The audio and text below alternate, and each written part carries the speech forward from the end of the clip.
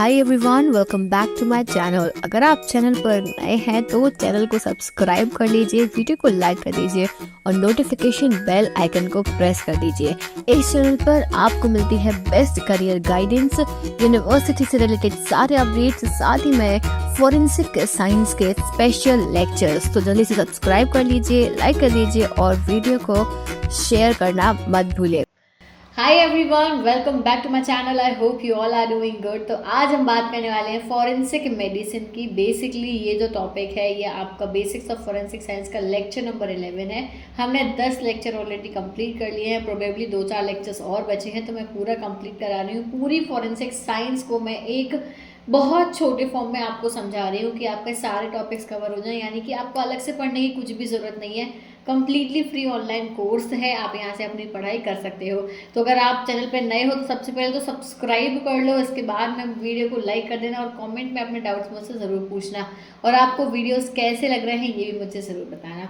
तो आज के इस वीडियो में हम जो टॉपिक्स पढ़ेंगे वो मैं आपको पहले बता देती हूँ। ये रहे वो टॉपिक्स जिसमें सबसे पहला introduction, autopsy, procedure of autopsy, types of autopsy, autopsy का मतलब होता है पोस्टमार्टम, ऑटोप्सी डाइसेक्शन टेक्निक्स क्या होती हैं, इंसिजन्स कैसे होते हैं, डेथ के बारे में, पोस्टमार्टम चेंजेस और डिफरेंट टाइप ऑफ वुंड्स के बारे में भी हम यहाँ पे पढ़ेंगे।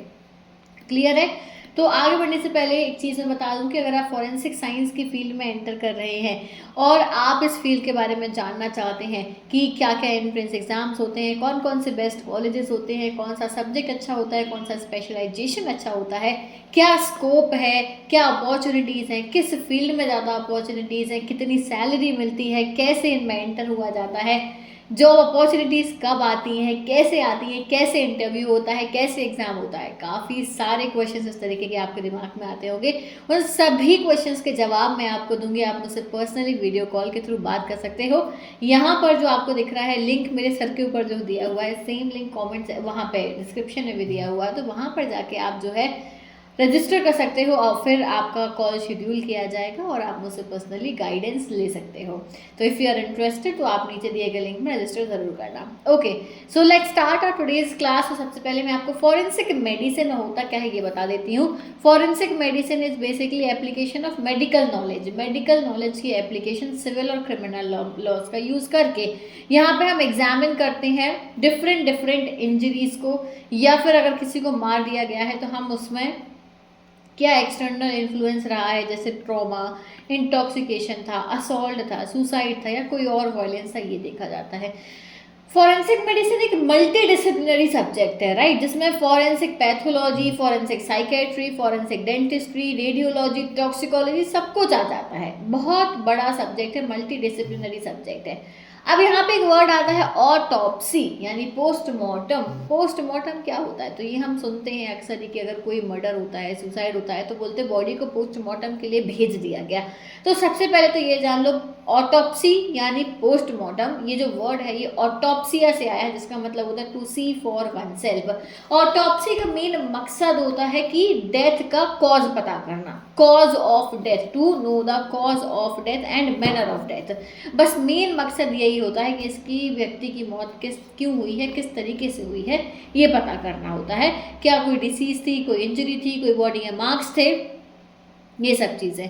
अब सबसे पहली ये बहुत इंपॉर्टेंट पॉइंट है कि फर्स्ट लीगल ऑटोप्सी जो थी वो 1302 में Bartolomeo de Varignana and 3 surgeons and 2 physicians in Bologna, Italy, वहाँ पे की गई थी मजिस्ट्रेट के रिक्वेस्ट पे। ठीक है, तो surgeon Buckley performed first postmortem in India. India में हुई थी 1693 में। तो यहाँ इसमें जो केस इन्वॉल्व था वो था death of James Wheeler, a chief justice of कल्ट्री एंड चेन्नई। ठीक है, तो ये केस था बेसिकली। तो ये कुछ नया है, ये इतना डिटेल में आता नहीं है, इतना नहीं जानने की ज़रूरत है। बस इतना ध्यान रख लो कि पोस्टमार्टम करता कौन है। तो पोस्टमार्टम हमेशा डॉक्टर करते हैं, ठीक है, गवर्नमेंट डॉक्टर करते हैं, जो कि फॉरेंसिक मेडिसिन की फील्ड में स्पेशलाइज होते हैं, जो सर्जन्स होते हैं। तो डॉक्टर को एक टेक्नीशियन असिस्ट करता है, उनके साथ में एक टेक्नीशियन होता है, ट्रेंड टेक्नीशियन होता है। अब पोस्टमार्टम होता कहाँ पे है? पोस्टमार्टम किया जाता है मॉर्चुरी में, जो हॉस्पिटल की मॉर्चुरी होती है वहाँ पर पोस्टमार्टम किया जाता है। समझ गए? तो ये दो चीज़ें बहुत ज़्यादा इंपॉर्टेंट है, फॉरेंसिक एक्सपर्ट नहीं करता है, ये चीज़ क्लियर कर लेना अपने दिमाग में। इसके बाद में autopsy, a complete and thorough medical examiner coroner's post-mortem examination must include, क्या क्या होना चाहिए एक एग्जामिनेशन में, ऑटोप्सी में? Detailed study of scene of death, noting any sign of disorder. Okay, तो देखो सबसे पहले क्या एग्जामिनेशन होता है, सीन ऑफ डेथ भी देखा जाता है, क्या साइंस है, कोई डिसऑर्डर था उस पर्सन को, पोजीशन कैसी थी उस पर्सन की, प्रेजेंस कोई एविडेंशियल मटेरियल है, कोई पिल्स वगैरह मिली हैं, कोई प्रिस्क्राइब्ड बॉटल मिली है, प्रिस्क्रिप्शन मिला है, कोई ड्रग्स वगैरह वहाँ पर मिली हैं क्या सीन ऑफ क्राइम में, ये सबसे पहले देखा जाता है। फिर ये भी देखते हैं कि type and extent of any morphological damage या ट्रॉमा, कोई डैमेज है, कोई ट्रॉमा है, माइक्रोस्कोपिक एग्जामिनेशन प्रॉपर्ली किया जाता है। फिर determination of direct cause of injury disease, direct cause of injury disease, कोई फिजिकल फोर्स पड़ा है, कोई केमिकल एजेंट था या कोई और रीजन रहा है, ठीक है। Follow up toxicological, biochemical, microbiological and other laboratory test on selected tissues and body fluids as indicated by gross findings, analysis of information obtained from family and friends, भाई family friends, उसका lifestyle, attitude, सब कुछ पता किया जाता है। ये पूरा ऑटोप्सी के अंदर ही आता है। प्रोसीजर क्या होती है, मान लो अगर कोई बॉडी पहुंची है ऑटोप्सी के लिए तो क्या प्रोसीजर फॉलो की जाती है, तो वो मैं प्रोसीजर ही बता दे रही हूँ। सबसे पहले है कि रिपोर्ट्स देखी जाती हैं, जो भी लिखा आया है वो देखते हैं। फिर एक्सटर्नल एग्जामिनेशन, बाहर की बॉडी का पूरा एक्सटर्नल एग्जामिनेशन होता है। फिर इंटरनल एग्जामिनेशन फिर करते हैं, पहले कपड़े वपड़े सब देखिए जाते हैं, फिर कपड़े रिमूव किए जाते हैं, वो पैक कर दिए जाते हैं अलग से। फिर इसके बाद में इंटरनल एग्जामिनेशन होता है, फिर जाके जो ऑटोप्सी की जाती है, धीरे धीरे बॉडी पार्ट्स को खोला जाता है, फिर अंदर के ऑर्गन्स देखे जाते हैं, फिर ऑर्गन्स को रिमूव किया जाता है, ब्रेन को रिमूव करते हैं, फिर एग्जामिन करते हैं उन ऑर्गन्स को, फिर उन ऑर्गन्स को रिटर्न करते हैं और बॉडी को जो है सिल देते हैं और वापस कर देते हैं। समझ गए? और डॉक्टर ही जो है पैक करता है सारे ऑर्गन्स वगैरह को, छोटा छोटा पार्ट वो पैक करके लैब में भिजवा देता है। अगर पॉइजन का कोई केस लग रहा है या नहीं लग रहा है, पॉइजन नहीं बता पाते हैं वो उस टाइम पे, टॉक्सिकोलॉजी में भेज दिया जाता है। अब ऑटोप्सी के टाइप्स देख लो। ऑटोप्सी होती है दो तरीके से, एक क्लिनिकल, एक फॉरेंसिक। क्लिनिकल ऑटोप्सी कंप्लीट होती है और पार्शियल भी होती है। फॉरेंसिक ऑटोप्सी दोनों तरीके से होती है। क्लिनिकल ऑटोप्सी कंप्लीट और पार्शियल का ये मतलब है कि हो सकता है पूरी बॉडी की ऑटोप्सी मांगे या कुछ पार्ट की ही ऑटोप्सी कराई जाए, पूरे पार्ट की ऑटोप्सी ना कराई जाए, ऐसा भी होता है। तो ऑटोप्सी करने की बहुत सारे तरीके होते हैं, नाम होते हैं। जैसे एक है वर्शो। वर्शो में क्या होता है, इंडिविजुअल ऑर्गन रिमूव करते हैं। एक होता है रोटनेस्की, इसमें ऑर्गन डाइसेक्शन होता है। एक होता है ल्यूटिल, इसमें क्या होता है, an mass dissection of and organ separation. एक गुआन होती है जिसमें सेपरेट ब्लॉक डाइसेक्शन होता है और ऑर्गन डाइसेक्शन। इतना डिटेल में हमें नहीं पढ़ना, नाम बस जानने हैं। और बहुत कॉमन टाइप के जो इंसिजन्स होते हैं कि बॉडी को काटेंगे कैसे, कैसे कट की जाएगी बॉडी, तो एक होता है ये वाई शेप, सीधा सीधा ऐसा यहाँ से यहाँ कट लगाया, फिर यहाँ कट लगाया, बॉडी खुल गई, ठीक है। एक होता है ये वाला मॉडिफाइड वाई। मॉडिफाइड वाई में पीछे से बैक से लेके कट आता है, पूरा यहाँ पूरा गर्दन से लेके यहाँ कट आता है, फिर उसके बाद में जो है ये पूरा यहाँ तक जाता है एब्डोमेन तक। फिर इसके बाद में ये आई शेप होता है, बस सेंटर में एक स्ट्रेट लाइन कट लगा के ऑटोप्सी की जाती है। ये तीन तरीके के इंसेशंस होते हैं। डेथ की बात करें, अब डेथ क्या है, डेथ यानी मेनली आपके ब्रेन और बॉडी ऑर्गन्स की डेथ हो जाना, वो होता है डेथ। तो यहाँ पे होता क्या है, डेथ एक irreversible cessation of all biological function that sustain an organ, वो होता है डेथ यानी इरिवर्सिबल। आप पलट नहीं सकते हो, एक बार ऑर्गन्स बंद हो गए तो वो रिवर्स करके आप स्टार्ट नहीं कर सकते हो, वो डेथ है, ठीक है। इन फॉरेंसिक मेडिसिन तीन तरीके की डेथ लिखी गई है। एक कोमा भी डेथ होती है, सिनकोप और एस्फाइजिया। कोमा में क्या होता है, ब्रेन वाइटल सेंटर्स जो है वो बंद हो जाते हैं, ब्रेन कोमा में चला गया इंसान यानी ब्रेन डेथ हो गई है उसकी। सिनकोप एक तरीके की मोड ऑफ डेथ होती है। एस्फाइजिया मतलब क्या होता है कि सांस लेने में दिक्कत जाए, ऑक्सीजन अंदर ना जा पाए, जिसकी वजह से मौत हो जाए, घुटन, ठीक है, उसको बोलते हैं। तीन तरीके की मौत यहाँ पे होती है। फिर यहाँ पे देखो और भी डेथ का क्लासिफिकेशन दिया है। Natural death in hospital, hospital में नेचुरल डेथ हुई है या घर पे भी नेचुरल डेथ हो सकती है। अनयूजुअल डेथ यानी कि अनयूजुअल है, तो उसमें पोस्टमार्टम एग्जामिनेशन करते, समझ ही नहीं आया कि क्यों डेथ हो गई सामने वाले की, तो पोस्टमार्टम एग्जामिनेशन होगा। एक नॉन क्रिमिनल केस में भी होता है और एक क्रिमिनल केस जो भाई कोर्ट ने बोला है कि इनकी ऑटोप्सी कराई जाए। नॉन क्रिमिनल केस में कि फैमिली बस जानना चाहती है कि रीजन क्या था डेथ का, तो कराया जाता है। क्लियर। अब इसके बाद में पोस्टमार्टम चेंजेस की बॉडी में क्या क्या चेंजेस देखने को मिलते हैं, तो सबसे पहले आपको यहाँ पे क्या होता है, राइगर मोर्टिस देखने मिलता है। राइगर मोर्टिस 1 से 2 घंटे, डेथ के 1 से 2 घंटे के बाद में क्या होगा, मसल्स जो है वो होने लगेंगी कड़क, एकदम हार्ड। राइगर मोर्टिस जो है हार्ड होने लगेंगी, स्टिफनिंग ऑफ मसल्स, ठीक, बॉडी एकदम कड़क हो जाएगी कि अगर मुट्ठी बंदी अगर नहीं खोली तो वो वैसी की वैसी रह जाएगी, समझ गए।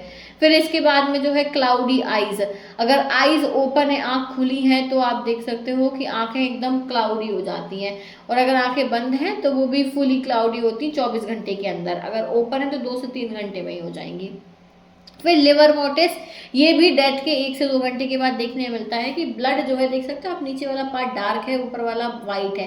क्यों? क्योंकि ये जो ब्लड है वो पूरा नीचे आ गया, ग्रेविटेशनल फोर्स की वजह से वो ब्लड जो है पुल हो गया नीचे ड्यू टू ग्रेविटी। तो ये देखने को मिलता है कि बॉडी में कलर चेंज देखने मिल जाता है। फिर एल्गर मोटिस आता है। एल्गर मोटिस में क्या हो रहा है, ये 12 घंटे में डेथ होती है। एल्गर मोटिस यानी बॉडी ठंडा पड़ रही है, 12 घंटे बाद बॉडी ठंडी पड़ने लगेगी, 12 आवर्स के बाद में। फिर इसके बाद में यहाँ पे लिखा स्टमक कंटेंट है, तो वो 2 से 3 घंटे तक रहेगा, लास्ट मील जब खाई होएगी। फिर इसके बाद में लार्ज इंटेस्टाइन में कब तक रहेगा, एनएस में कब तक रहेगा, स्टमक में कब तक रहेगा, स्मॉल इंटेस्टाइन में कब तक रहेगा। एक लास्ट होता है प्यूट्रिफिकेशन, यानी कि बॉडी का एकदम गल जाना, डिकम्पोज हो जाना, जो 24 घंटे से लेके 72 घंटे 72 आवर्स तक के बाद में आपको देखने मिलता है। धीरे धीरे बॉडी जो है 72 आवर्स के बाद में सड़ने लगती है, डिकम्पोज होने लगती है, टिश्यूज ब्रेक डाउन हो जाते हैं, बैक्टीरिया उस पर जाके अटैक कर देता है, समझ गए। ये पोस्टमार्टम चेंजेस होते हैं, rigor mortis, algor mortis, livor mortis, putrefaction. Clear. आगे बढ़े हम, नेक्स्ट आते हैं, यहाँ पे हम वुंड्स की बात करते हैं। वुंड यानी इंजरी, ठीक है। वुंड्स इंजरी होती है जो स्किन के ब्रेक से या बॉडी टिश्यू के ब्रेक होने से बनती है, जैसे कट, स्क्रैच या फिर पंचर हो जाना स्किन का, ठीक है। तो इन एरिया ऑफ फॉरेंसिक मेडिसिन बहुत सारे टाइप के वुंड्स होते हैं जिसका ओरिजिन पता किया जाता है, जैसे ब्लंट फोर्स इंजरी हो सकती है, शार्प। ब्लंट फोर्स यानी धार वाला नहीं था, एकदम ब्लंट था, ठीक है। फिर एक शार्प फोर्स, एकदम धार थी। फिर गन शॉट, गोली से मारा गया। स्ट्रैंगुलेशन, गला दबा के मारा गया। इंजरी ड्यू टू हीट, ठीक है, हीट से, या इंजरी ड्यू टू कोल्डनेस, ठंड से इंजरी लगी है, या इंजरी ड्यू टू लाइट भी होता है कि बिजली के झटके से लगी है। अब देखो इतने सारे टाइप की वुंड से कितना प्यारा पीपीटी है, इसमें सारे डायग्राम आपको समझ में आ गई। ये है एम्पुटेशन, उंगली ही कट गई, एम्पुटेशन, ठीक है। ये है अवर्जन, आप देखो स्किन का ऊपर का पार्ट जो है वो निकल गया। फिर एक क्रैश्ड इंजरी, देखो ये क्रैश्ड हो गई, ये पार्ट जैसे बहुत जब से जर्क लगा होगा तो ये क्रैश हो गया।